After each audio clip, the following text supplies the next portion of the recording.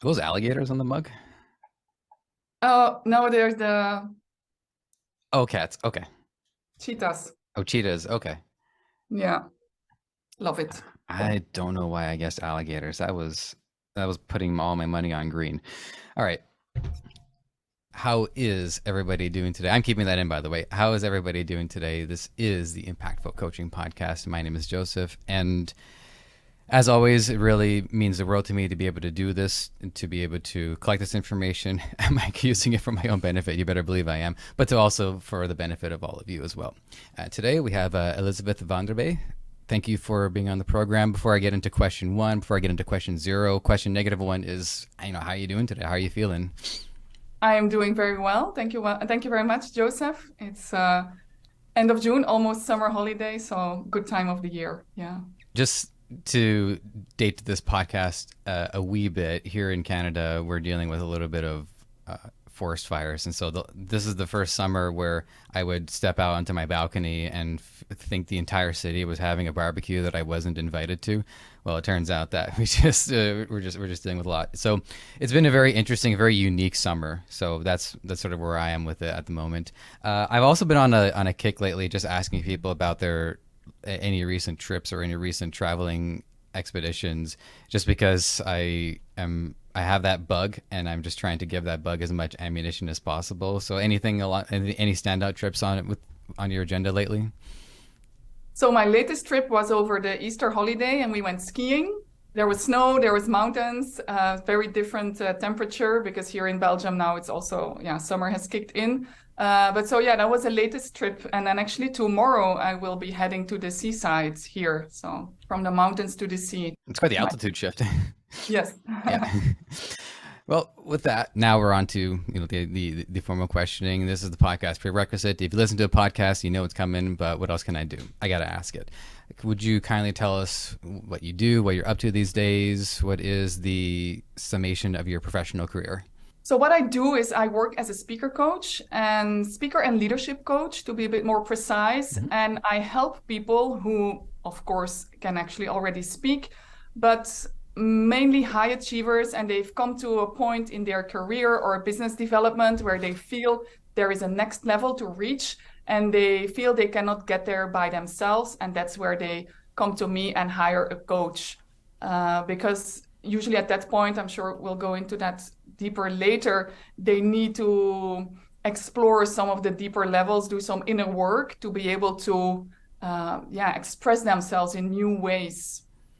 And so that's the kind of work I do. I do mostly one-on-one with my clients, and it's a longer program. Usually it's 6 months. So there is room for enough iteration. So there will be a speaking engagement. We prepare for that together. Then we do the feedback. And so it's really a process of coming from internal growth and then seeing results on the outside. Well, you said that we'll dive into that a little bit later, and I do have definitely one question, especially primed to dig more into not just the conscious issues, but also how things get into more of the subconscious and unconscious level. But there's a couple of interesting things that I'd like to unpack right away. The first is the leadership coach side of it is distinctive to me, insofar as I don't know how to put this in a polite way, so I'm just gonna go direct at it. But leadership does bring about a certain kind of ego, right? So there's Mhm. definitely a difference between being in to help somebody sort of rise to the level of those around them, but it's another thing to help someone who's sort of at the forefront of any particular dynamic. So and this will be important because the next thing that I also want to know is what brought you into the space. It's the backstory question. It's one of the other podcast prerequisites. So let's see if we can maybe answer both of these kind of in tandem. So what brought you into the space? How did you start helping people? And how did you find yourself working with those who are themselves in that leadership role? So my backstory is that I always start with my latest job as an employee, where I myself was in a leadership position. Looking back, it was a bit before, around my 30s. I was in a leadership position. I loved it. It was challenging. I was working with a junior team, quite junior people. And I loved already, like, whenever I would pick up something by reading or anything that was in the realm of personal growth, I would also bring it in the team meeting and help them grow. So I was already super like like my mind was open for learning on those topics. So that was one first seed that was planted for my later career now as a speaker coach. And then in that same job, I was acting as the head of PR and events for a communication agency that was working exclusively for the European institutions. So we're talking European Commission, European Parliament. So organizing public events, high-level events and public relations projects. And then in that capacity, I was involved in these high-level events, and I would see commissioners, heads of states, ministers, important people speak at those events, and luckily oftentimes doing it well, but even so often not doing so well. And I really always felt like communication is so important. People do certain work, people have certain ideas, good ideas, and then not being able to convey them to inspire other people, it's such a missed opportunity, because the impact of great ideas, the impact of great spoken word is, of course, in how other people receive it and change their behavior because they're inspired. So I definitely saw an important need, and I felt like, wow, this is really something that I would love to do maybe one day. So that was another seed planted. And then another important driver in my work, being a woman, of course, I look at the world through the female perspective. Of course, I'm trained in my job also to look at things from different perspectives, but my own first perspective is that of a woman. And so seeing firsthand and having experienced also that women have specific obstacles, hurdles, self-sabotage when it comes to showing up in public and having themselves heard. So internal, hurdles, but also, the way we look at women, sexism sometimes, misogyny, or, toxic leadership. You know what I'm talking about, I would assume. A couple of examples came to my mind. Just here in the West, one of the I'm a nerd, so I do play a fair amount of video games, and one of the biggest developers had a very recent and very substantial public display of misogyny, but they called it frat boy culture. So the idea that they got so far ahead of themselves that they've forgot to treat like half their workforce with respect. So I've definitely seen some issues in regards to that. Exactly. So, and then thank you for sharing that. And so that's also a driver for me, the part of the helping women stay in their power and speak up. And I developed back in the days my own workshop, Powerful Speaking for Women. And this has, although today I work with both male and female leaders, and I love to also work with men, but this idea that we have biases, that it's important to learn to appreciate what is special about other people, regardless of their sex, their gender, race, whatever you want. But this idea of honoring diversity is also an important driver in my work. Yeah. When it comes to seeing things from other perspectives, I'd like to understand a little bit more about the flexibility of that. So are there certain frameworks that are going to be consistent? So like, I mean, for one, I guess it's always going to be from a human perspective. So that's probably one factor that's always going to be in it. But so in trying to develop and trying to see the male perspective, how much luck have you had on that? Was there certain driving factors? Was there a methodology, or like how well would you say you've been able to accomplish that? Yeah. And that's one example too. I'd like to hear another perspectives that have also stuck out to you. With pleasure. So funny thing is, with my workshop, Powerful Speaking for Women, I once went to speak at a co-working in Brussels, and the event was for women, but then there was one man, because he was also a member of the co-working and he was super interested in public speaking. So we had a reverse situation, in the sense that oftentimes, especially in boardrooms, it's often all men and then one, maybe two women. And here it was the opposite. It was all women and then only one man. Actually, afterwards, I interviewed him about this experience, and he said it was really a first time in my life that I found myself in such a situation. And it was really interesting to see that actually, the women were a little bit concerned, like, how are you okay? How are you feeling about this? For him, he learned a lot from it, like, oh, wow, to be in the minority. It really shifted his perspective. Yeah, so interesting that you bring this up because I was talking also, so that's one story. And the other day I was talking to a good friend of mine. We know each other from high school and our grandmothers were friends. But she said, yeah, Elizabeth, you have this sensitivity also for cultural differences. And for me, it's so self-evident that it's even a little bit difficult to explain where it comes from. But I know that I've always been very open-minded. As a child, I was reading so many books. I was super interested in different cultures. So there was a curiosity, I would imagine, that was driving me. And growing up, yeah, in a small city in Flanders, there's a specific culture and there's things you like about it and things you dislike. So you open up and you want to discover other cultures. And for example, I went to Italy to do my Erasmus exchange. It's a more Latin culture, from here being it a bit more Germanic culture. So yeah, it's always so enriching to see how other people look at things and how they behave differently. Yeah. So what I wanted to move towards next, because there are certain things here that I'm keeping track of that I want to integrate into some of my later questions. So can you fill out the remainder of your backstory and just let us know, what brought you to your online presence? And actually, so this one I had primed here, but I think it's going to come up anyway, so I'll just mention my interest in it. It's originally you had your company under a different name, which is Montes Public Speaking, and the rebrand was part of to focus more on promoting you as it. So that's something that is part of this I'm expecting to hear about, and we'll dive into a little bit of that too. So what brought you to the current platform that you have? I want to compliment you on the research that you've done. So as Thank you. many people, when I started my business, if you pay attention to it, a lot of people name their business that with a link to their name. And so Van den Berg means from the mountain, and then in Latin it's Montes. And then I like the idea of the mountain and the challenge and overcoming and climbing. So there's a whole symbolism around it. So I loved all of that, but it was also a little bit, people told me, yeah, it's a bit distant and that's not who you are. You have this actually strong personal brand that why not put it more upfront? And so I worked, actually, this was at the beginning of the pandemic. I worked with a branding agency. And so we had a chat, and then they came up with this idea. Let's use these strong colors that's really in line with who you are. And you see some of them here in the back.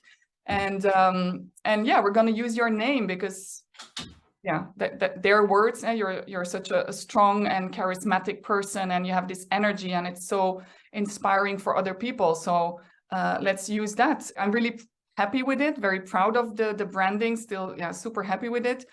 And also sometimes it feels a little bit weird to put yourself so much in the spotlight or in the front line, but it's also a way to embody what I teach people.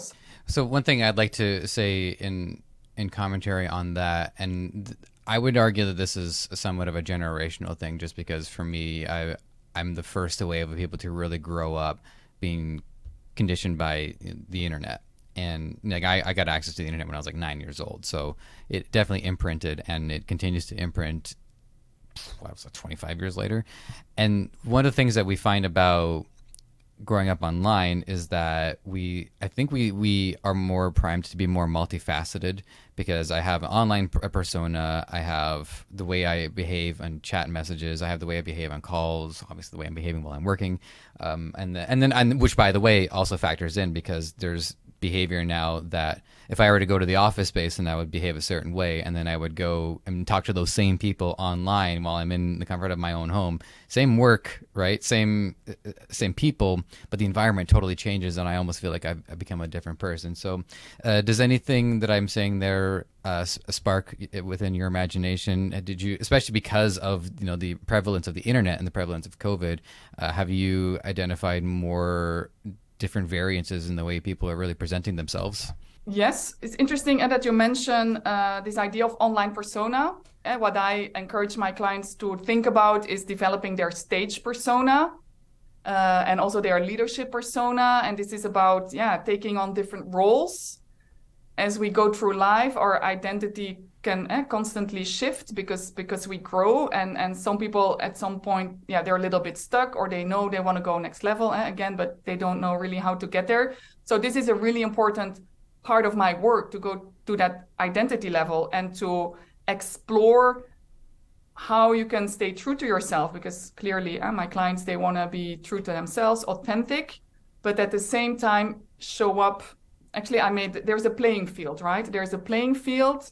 Think of a triangle. There is you, there is the context in which you operate, and there is the desired effect to which you speak, show up, and adapt maybe your energy or how you show up, to invite them to that option and to make them feel comfortable with that is where there's a lot of growth. Yeah. The next couple of questions that I have are aligned towards your work specifically with your clients, and I thought this first one would be interesting, especially considering that there's a lot that we've established in regards to multiple perspectives and really being able to try to understand people from different parts of the world and different backgrounds. So if I had the means, motive and material to consult with varying coaches, I don't. But if I had that material, one thing I would see a lot of value in is talking to people from different parts of the world. So I'd like to hear first, really specifically from your particular background, what from your nationality and a lived experience, if I were to say hire somebody in Canada or in the States or in Africa, I feel like different coaches from different parts of the world would teach me things a little differently. So I'm from Belgium, it's a small country in the middle of Europe, with Brussels as the capital city. I think the beautiful thing about Belgium is it's a small country, so we do have a lot of international influence. Typically, we also have the history. I mean, back in the days, the Dutch invaded us, the Austrians invaded us, the French invaded us. So, and I lived in Brussels for 10 years, which it's a very international city. So I think that's interesting that all these influences, because I've come from such a small country. Interesting thing is that now I have a client and she's from Qatar.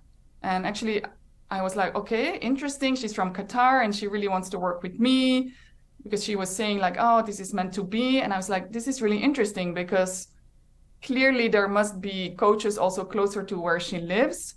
But then, so I asked her, I was like, honestly, yeah, I'm just really curious. How come you chose to work with me? And then she said, I felt connection. I felt I could truly trust you. I felt you are passionate about your work. I think what is attractive for many of my clients is when they apply for a sales call, a clarity call, they get to talk to me.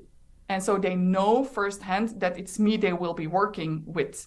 And if we're talking about impactful coaching, the number one reason why coaching is successful is the click or the matchmaking. If you feel that you click with the coach and you feel that the coach is like really listening to you and sees you, hears you, understands you, that's a very important basis for success. So is this a typical Belgian thing? I don't know, but this is typical for me, who is from Belgium. I like the idea of a clarity call. I can't say I've heard lots of different calls, prep calls, discovery calls, but clarity call, this is the first that I've heard of it. So one of the things that I'd like to hear about is, do you by any chance go in with a certain, okay, if there was a better word than agenda, I would go with it, but I'm going to have to go with agenda. Do you have certain goals? Is there certain things that you're keeping your eye on? Like you're receiving one thing in context on the surface, but there's something unconscious or kind of beneath the surface that you're trying to keep your eyes out for. Yeah, I love that you mentioned it before, this below the surface, unconsciously.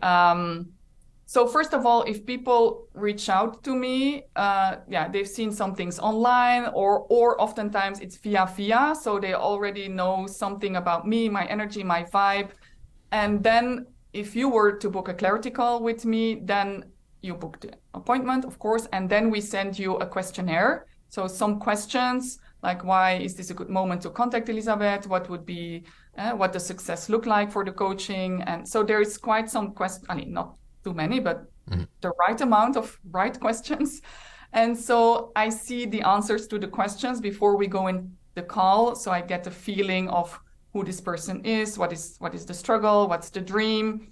I can look them up on their website, their LinkedIn. So I get a pretty good feeling already of the person. And then we explore this further in the clarity call. And I leave it So my agenda in those calls is really like, yeah, does the person resonate with me and with my approach?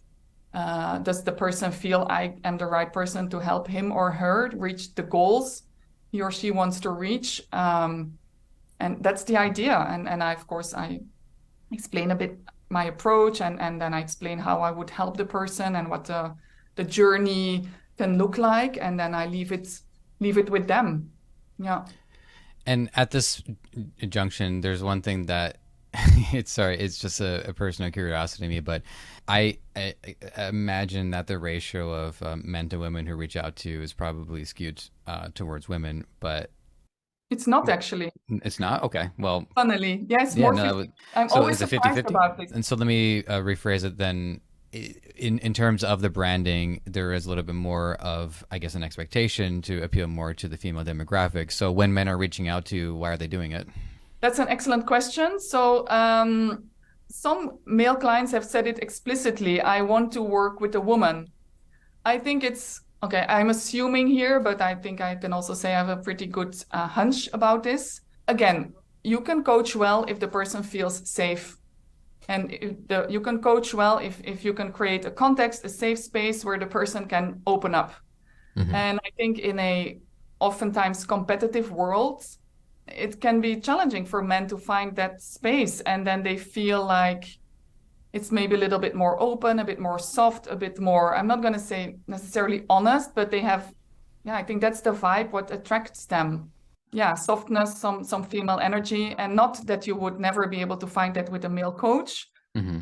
but it's definitely a thing that men choose to work with me, a female coach. Yeah, I appreciate that, and I'll say a few things about it just because it's an interesting point in the conversation. So, I'm not the most prolific reader. I should be because I'm trying to become a writer, but I've one day at a time. But one book that stuck out to me, it was called Magician. I'm gonna get the order wrong, but it was Magician King Soldier Lover, and it's just supposed to be this new take on male psychology. And what they talk about is this idea of an alpha male, someone who's just trying to get one over everybody else and wants to be dominant, but in an immature and in really a sickening, unhealthy way, is not the positive male energy that we should strive towards. It's supposed to be more like the nurturing father, the protector.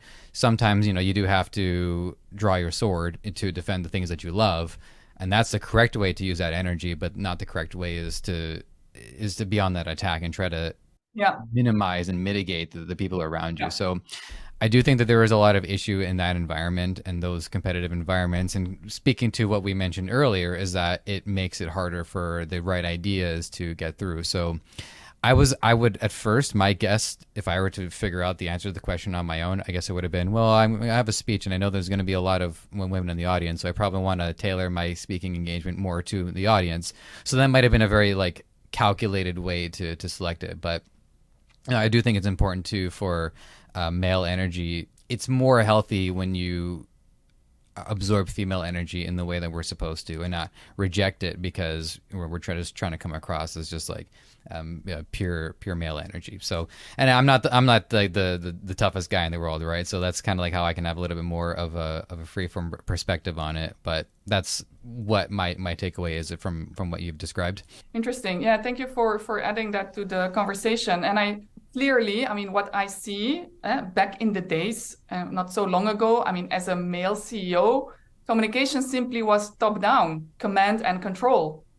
But those days are over. And they also, CEOs, leaders of companies, they also feel now it's more about employee engagement. Mm-hmm. Companies have difficulty finding sometimes people, or there's been some crisis. So they go through change and they have to keep people on board and motivated. So it's a different approach is needed. To give a very clear example on this, recently I worked with a CEO, and so he had come as far as he had come more like by the manager style, like clarity and let's do this and presenting with slides, like, yeah, this is the plan, let's do it kind of style. And I mean, I have no judgment. This is what he did, and this is what brought him and his teams as far as they got. But then what happened? Why did he come to me? there was a merger, so he had more people to manage, more teams, merging two cultures. And so from being more like the managing leader, a bit more, but he was a very nice guy and he had this empathy within him. But it did not yet translate in how he showed up on stage. Mm-hmm. So his challenge was to go from this more managing leader to the inspiring leader. That was his next level. He was the go-getter, the making sure things were done. But then, inspiring also means slowing down. So this means if you want a bit more female energy, slowing down, connecting, let people come to you instead of, I mean, not that he was pushing them over, but pull instead of push. So there is, in general, this shift for all leaders who want to inspire nowadays from back in the days, command and control, army style, if you want, Mm-hmm. to we want people who inspire us, people that we decide we want to follow, people that we decide, wow, this is inspired, this is motivating. And so this is a beautiful part of my work to help people grow into these different styles. I'm Mm-hmm. happy also to reveal and that I make people aware of there's more styles, but a nice way to approach this is with the model of there's clarity style, clarity speech, bam, bam, bam, let's do this. This is the plan. That's the leading style. And you need to master that as an accomplished, well-rounded speaker. But then there's also the inspiring speech. I inspire, I tell stories, there is characters, there's emotion, interesting things happening, and let me take you on a journey. So the inspiring speech and the trust building speech. If there is a big crisis and you need to bring safety with your words. That trust building, so people trust and they feel safe, so they can come with you in the change. And then when they feel safe, you can go back. So it's about Mm-hmm. learning, I mean, making these styles your own. At first, it can seem like, oh my God, Elizabeth, the trust building, that's not me. But then, at first it's uncomfortable and it's not you, but then you practice it and then you make it your own. It reminded me of no, this is something that gets into the which I don't want to get into. I'm just letting people know where the context came from, but a lot of a conversation around freedom of speech. And one example that is often brought up is like, is it freedom of speech if somebody yells fire in a crowded theater? Well, if there actually is a fire, then yes, that's the right thing to do. But there does get to a point where speaking is purely a matter of circumstance, and you're using your words in order to, well, yeah, command and control, but to create movement to save lives. So I think there is a blending of the emotional connection and even a spiritual connection and a high-minded connection, but then there was also that blend of like actually trying to. So the word that is coming to me is manipulate, and that's not the word I want to use, but that's kind of the Oh, word that I feel like I'm kind of yeah. stuck with for the time being. Yeah, That's no, but to I'm glad you brought affect it some up. kind of Yeah. change in a way that is actually Yeah. tangible and physical. I don't like the word manipulation either Yeah. because it has a negative connotation. But I do teach sometimes the art of influencing. But I want to attract and I do attract clients that use it for positive purposes to make a positive impact in the world because then it's something super beautiful. Yeah. But it's true that influencing, motivating, inspiring, influencing, it's sometimes not far from manipulating. Actually, I was going to tell you this interesting perspective, and then I was going to move to the next prepped question. So, because you mentioned somebody, how somebody might command in the military, and I'm going to be very very loose, by the way, because I am talking about previous people that I may or may not be still working with. But I had one person who I worked for a while, and he had come from IT, but his command style was very militant. So it was always like you would come in to the meeting, say, "I want this, I want this, I want this, I want this," and if things didn't go his way, he kind of lost his marbles. Now, I do have a current client who, again, I'm just being very loose and respectful here, but he was a former Marine, and he does come from that command structure. But he has the most like hands-off, non-micromanaging style that I've worked with. It's mostly like, "All right, Joseph, you doing everything you're supposed to do? Yeah, all right, it's good, it's good," and then he just goes about lives his life. So it's really funny to me because you would think that their personalities from their backgrounds would be totally different. But in reality, a lot of our innate persona is just, yes, the environment can influence us, but we're also the influencers on our environment too. And so a lot of our just inner cycle comes out and manifests in the environment that we happen to be in. So we do have control over our environments as much as our environment can control us. Yeah, we do, we do. And actually, what you're mentioning, it makes me think of sometimes I have this. I mean, I did not invent it, but I made my own beautiful PDF on situational leadership because this also gives depth to speaking styles because speaking style, leadership style, clearly they're intertwined. And then in the situational leadership mapping, there is directing and directive styles like the clarity, coaching, supporting, delegating. And then you adapt it not only to the person and their experience, but also the task at hand. And so it's always interesting to explore this.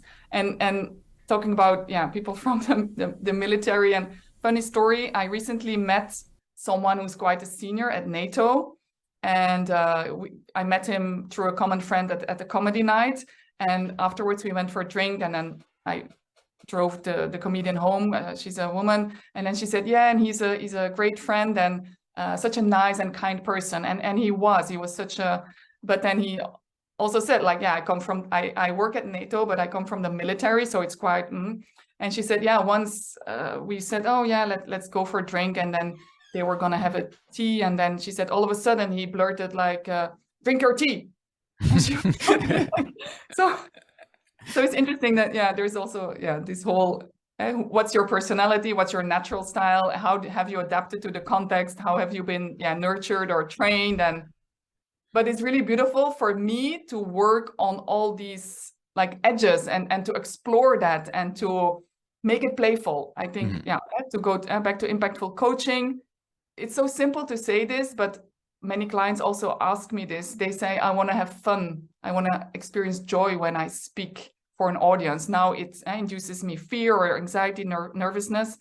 And to make this, all of this, and what we mentioned, the different roles, different styles, to play with it, to experiment with it. It's just, so much fun. And that is something that I know that you've talked about in the past, and I think it'd be a great tidbit of knowledge to share with us today. But there are ways that we can deal with nervousness that are not necessarily internal. Sometimes it's also about how you get your audience to feel less nervous about you. Yes, love that. Yeah. I often say this, like, in order to, because there is first, you need to feel safe, create inner safety. Then you want to feel comfortable. Then you want to feel confident. And then there is room for joy. Well, it's not, all so separate, but it's interesting to think of these 4 stages in a way.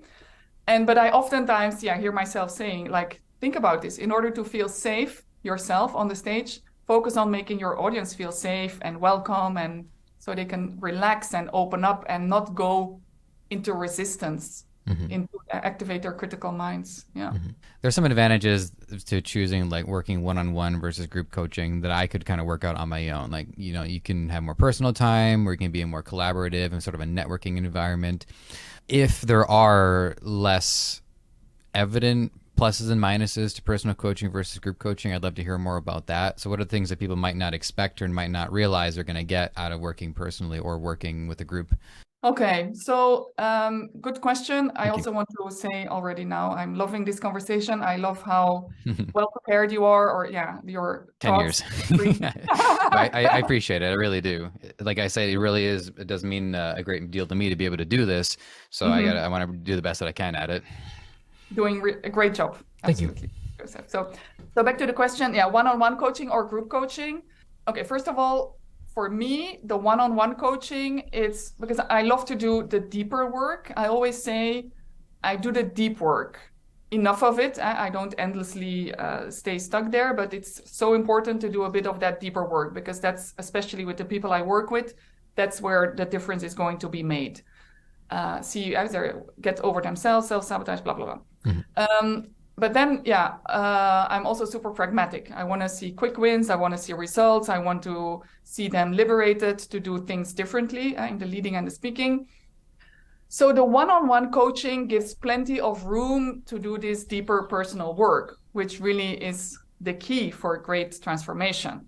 What else is there to say? Some people definitely prefer the one-on-one work, like this one CEO that I mentioned. They're very busy. They want all the attention on them, and they want to move forward quickly. This being said, working in small groups and not too big. I mean, big group energy can also be great, but I do sometimes organize a group day, and then it's also amazing how the group, how much they learn from each other, and how also when I do one-on-one, I am the safe space. If we're in a small group, I make sure to create a bigger safe space, and this can be it can touch people deeply to feel that they're also supported and carried and encouraged by the group, especially if they work in a not so nice work environment. And then to feel the compassion, the love, the encouragement from a group can be very healing even. And so both have their strength,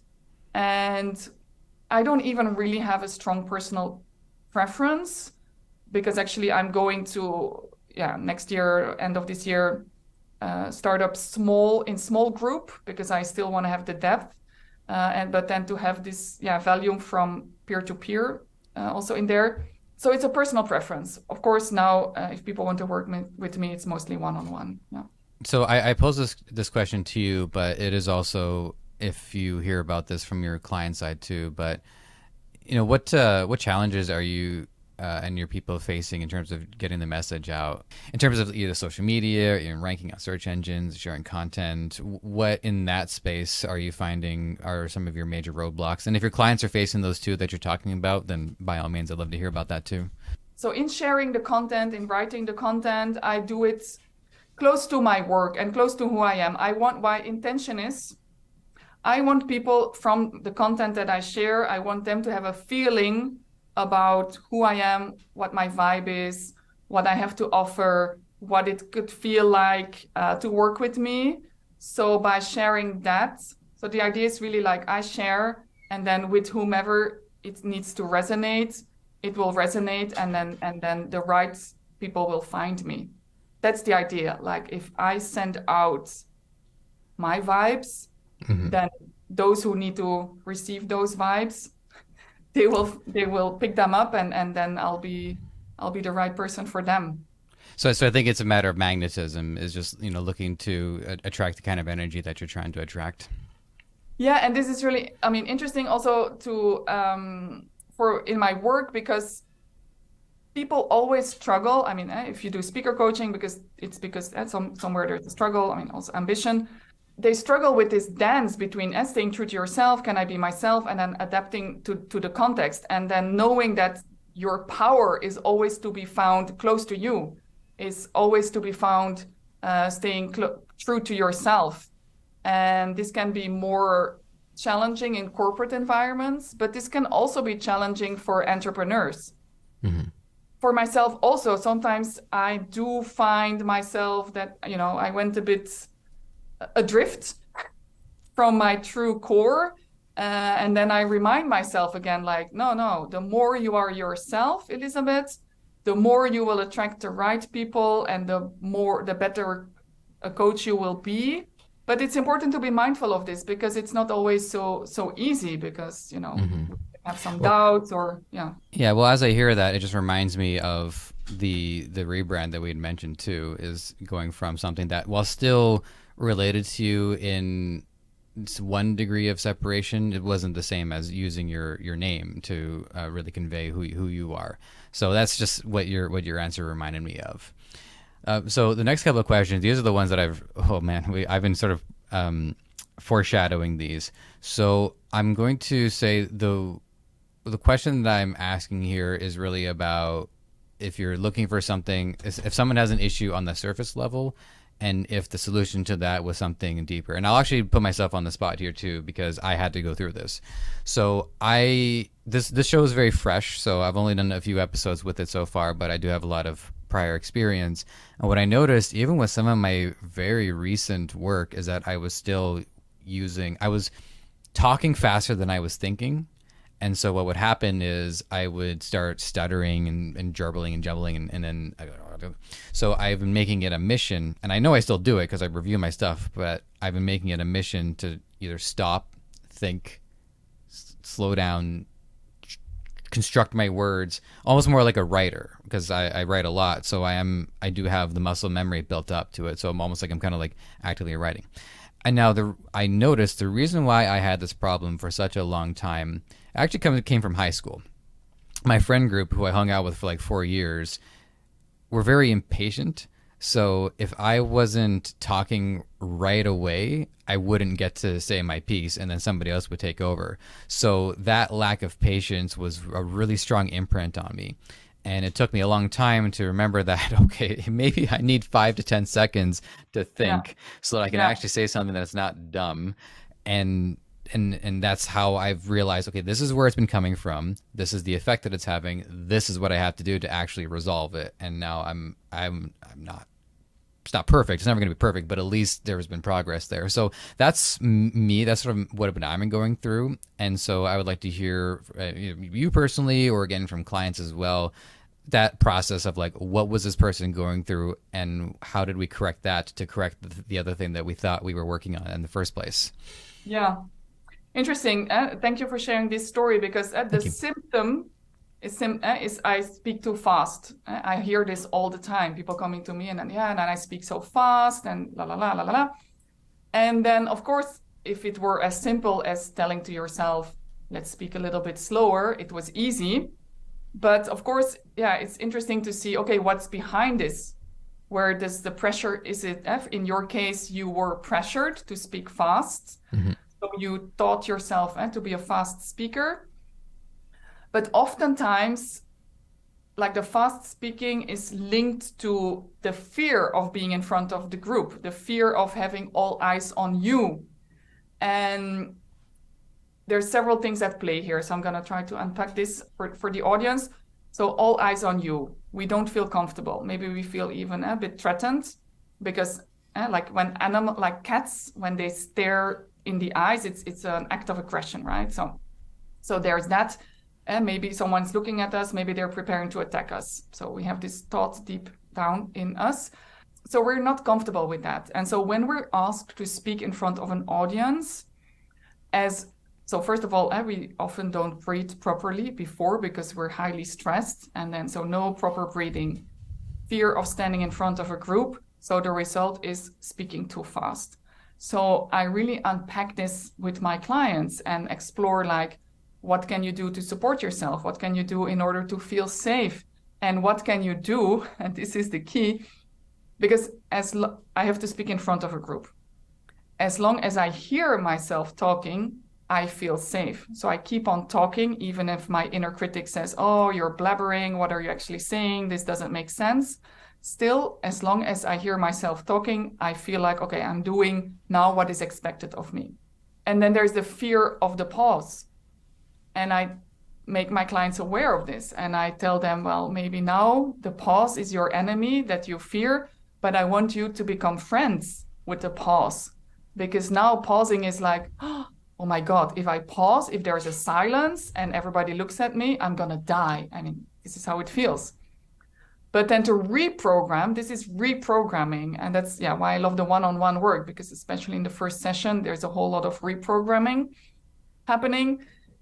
If you make the pause your best friend, the pause is the moment where you always can come back to yourself, back into your power. The pause is the moment, if you want to serve the audience well, you want to give them time to process what you have just said.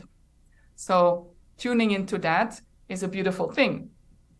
A little pause so they can nod, or they can process, or they can add, because people always relate everything back to themselves. Give them a moment to do that.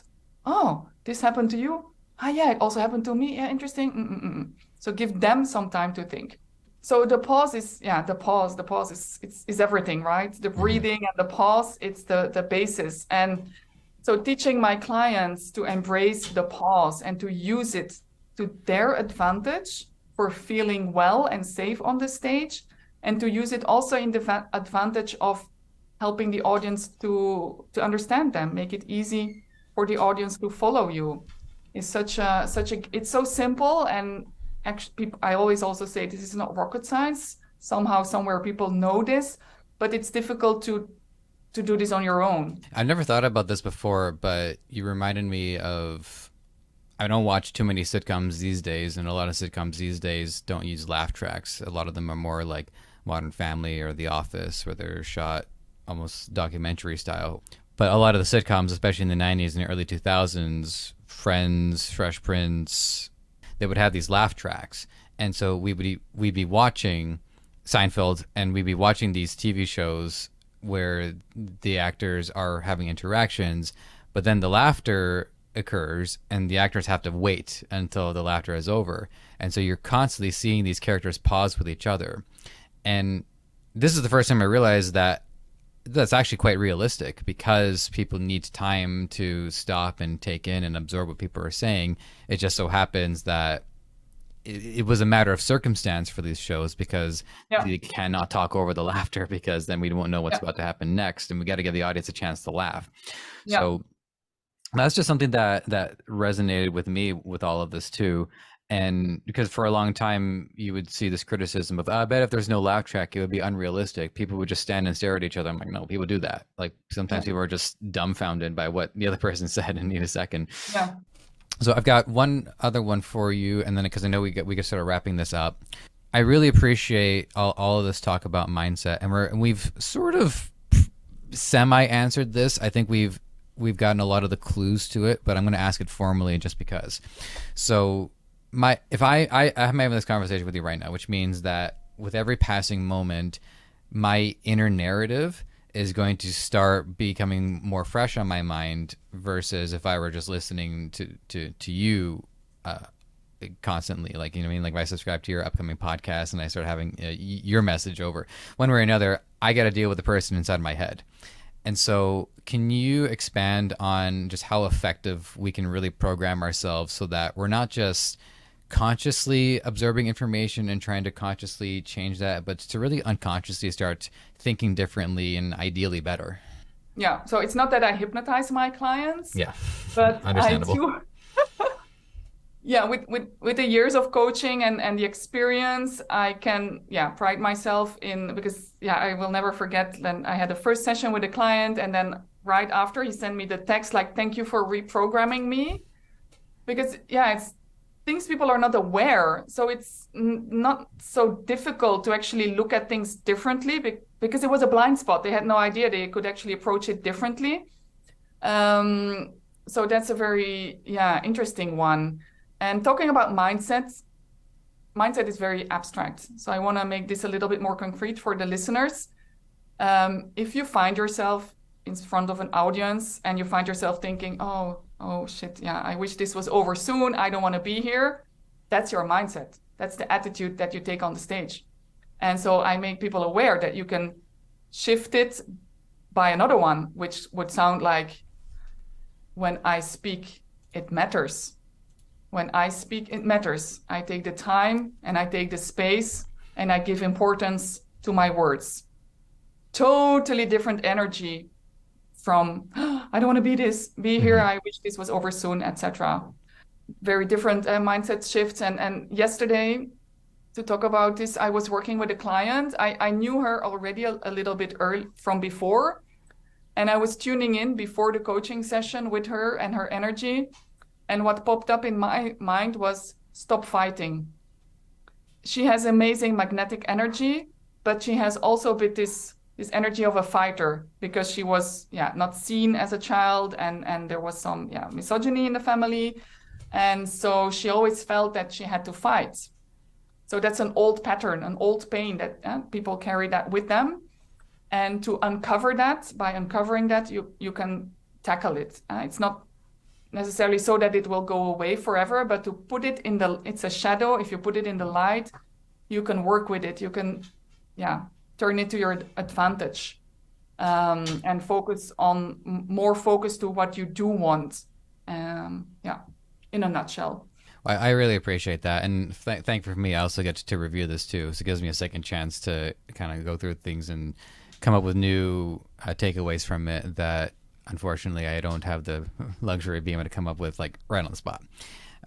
But suffice it to say, this stuff really sticks with me, and so I really appreciate the conversation that we had today. So I'll just throw this one out into the ether really quick, just for the fun of it. But whether it was in media or TV show or film, or even just like in living your life, any speeches lately, or any talks, or anything that has really been a significant takeaway for you in the last little while? I think many people saw it, the acceptance speech of Michelle Yeoh from the movie Everything Everywhere All at Once. Beautiful title, Everything Everywhere All at Once, because I think that's often the feeling people have when they stand in front of a stage. There's so many things happening, and yeah, unpacking also that, like all the things that are happening, is interesting. But yeah, the way she spoke, and like don't let anyone tell your past your prime. Now is every age is a good age.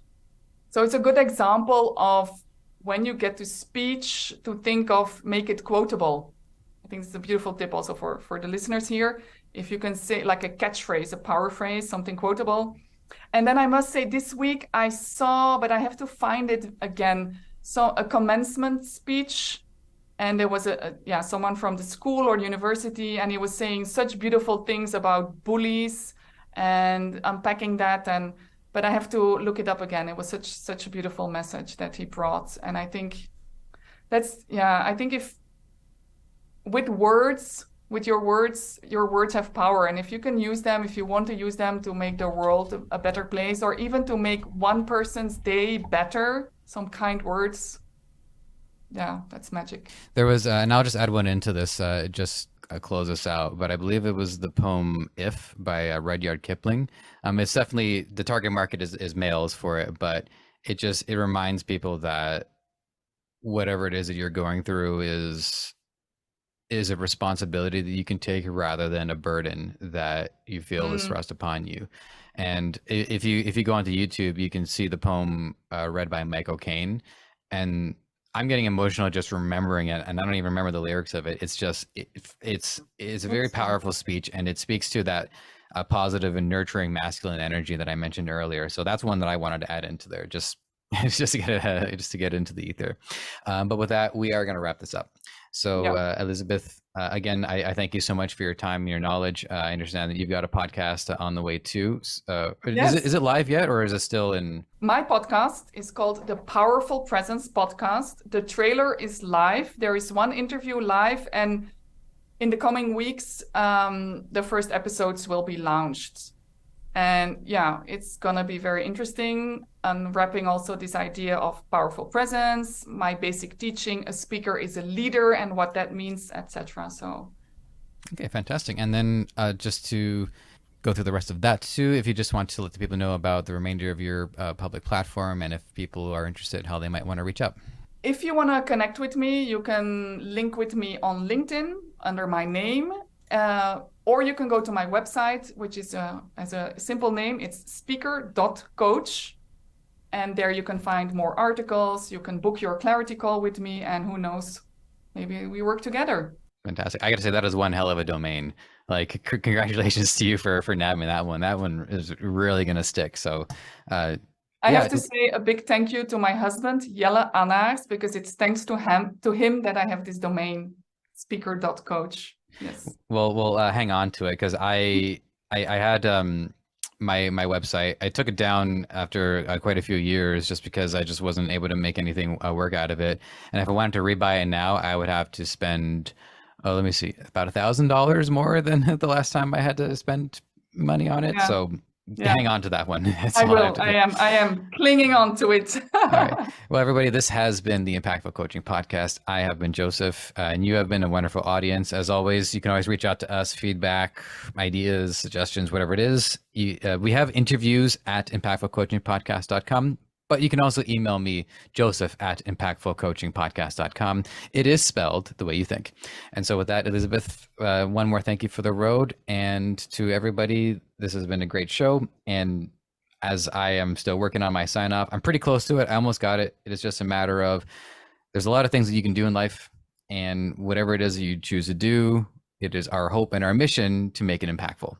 Oh, I am like 90% of the way there. It is so close to being good. All right. Thanks, everybody. Have a good one. Thank you so much, Joseph, for this wonderful conversation. You too.